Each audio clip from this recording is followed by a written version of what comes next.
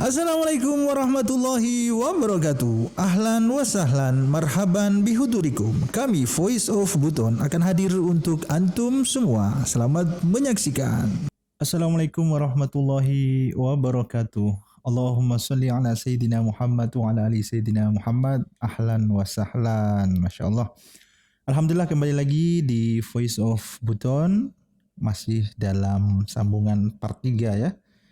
Ini video ketiga kita dan alhamdulillah sekali lagi kami mengucapkan terima kasih atas antusias antum semua sehingga memberikan spirit lebih lagi kepada kami untuk terus berkarya.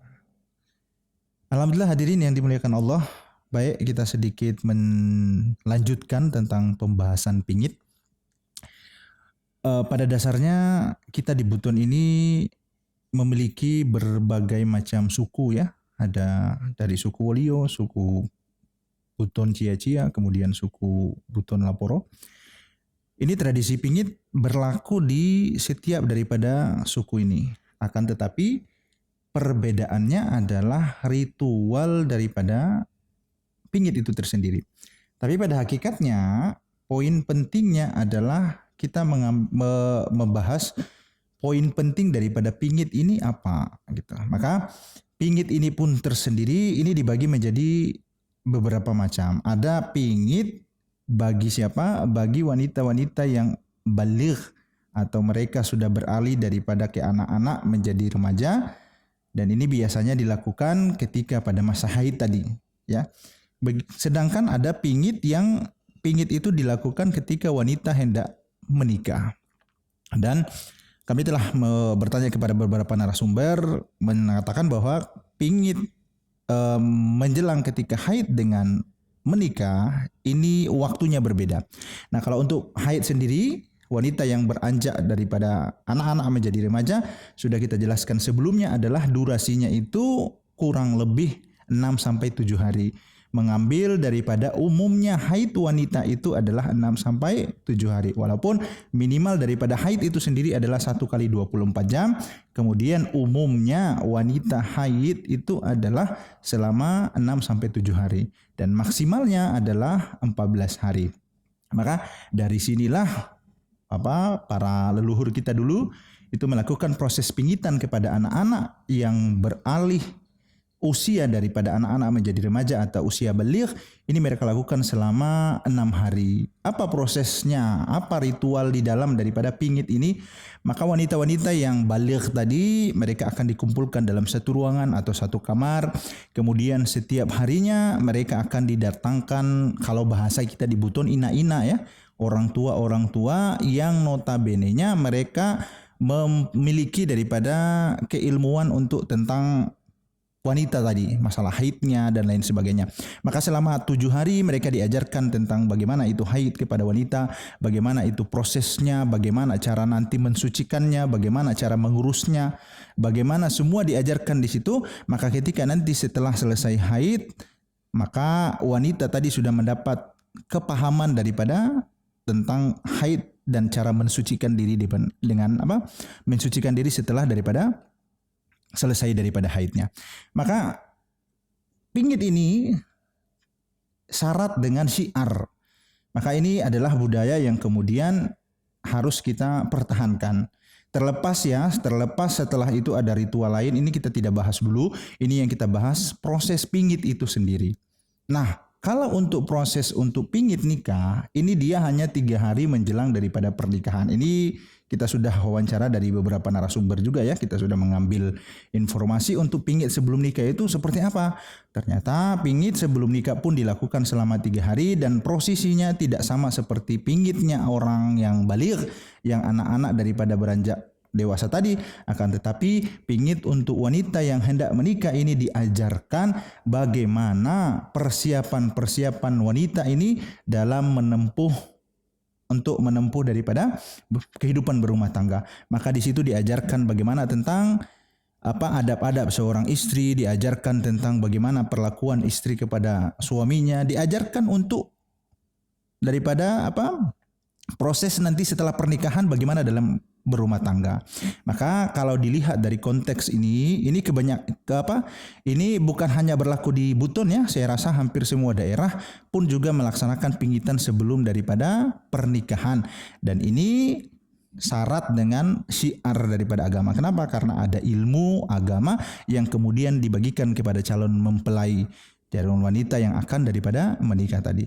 Maka kalau kita bahas ini, maksudnya dari pembahasan ini, pingit itu syarat dengan syiar. Maka tidaklah bertentangan pingit itu dengan agama ketika apa yang dilakukan tadi seperti yang kami jelaskan tadi ya. Ada pingit untuk wanita haid seperti apa dan pingit untuk orang mau menikah seperti apa.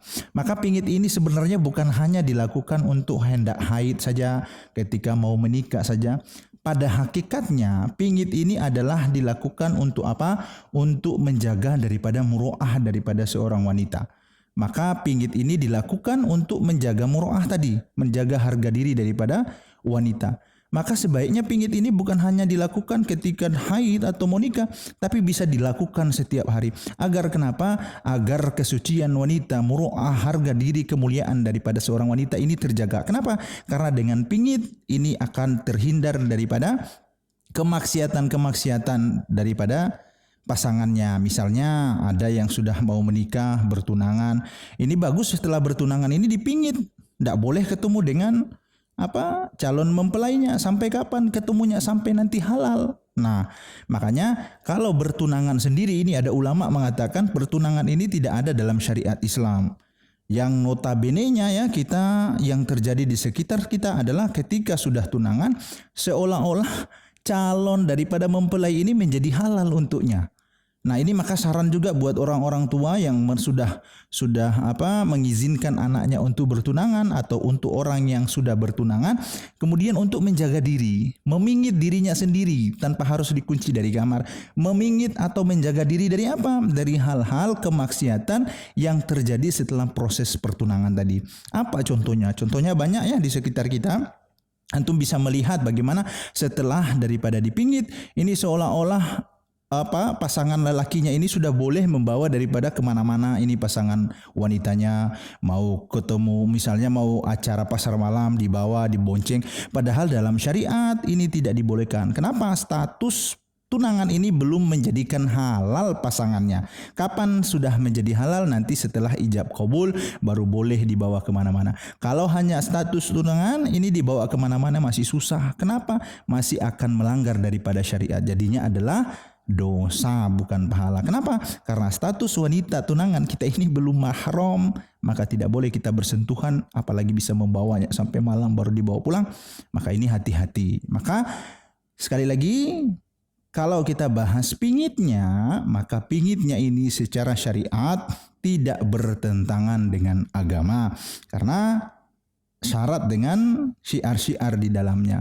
Sekali lagi mengajarkan kepada wanita-wanita bagaimana tentang haid tadi. Dan untuk yang menikah ini diajarkan bagaimana persiapan-persiapan daripada mempelai untuk menuju daripada kehidupan rumah tangga. Maka sekali lagi hati-hati buat antum semua, orang tua, buat remaja-remaja yang kemudian sudah yang namanya bertunangan, ayo jaga diri kita ya, memingit diri kita untuk apa? Untuk tidak terjerumus dalam kemaksiatan. Sekali lagi ingat, yang tunangan itu belum halal ya, masih bukan mahram. Maka hati-hati kalau antum dibawa kemana-mana, hati-hati yang nanggung dosanya siapa? Orang tua. Hati-hati ya. Maka pesan dari kami, apa yang antum sudah tahu hari ini di-share kepada orang yang belum tahu. Supaya apa? Ilmu ini bermanfaat untuk kita dan bermanfaat untuk orang banyak. Mungkin insya Allah untuk pingit, masalah pingit kita cukupkan pembahasannya seperti ini. Nanti boleh kalau antum-antum berkomentar, boleh nanti kita membahas apa lagi selepas ini kita bahas ya. Maka sekali lagi sebelum saya tutup, ingat pingit yang syarat dengan syiar seperti yang sudah dijelaskan tadi itu tidak melanggar daripada syariat. Selebihnya kalau ada tambahan-tambahan adat ritual, ini nanti kita akan bahas lagi. Mungkin cukup sekian dari kami. Sekali lagi buat kamu semua, jika merasa ini pembahasan ini bermanfaat untuk antum dan orang banyak, maka mari sama-sama kita like, subscribe. Yang pastinya kita share agar apa? Agar ilmu kita bermanfaat bagi orang banyak. Sekian dari kami. Warahmatullahi wabarakatuh.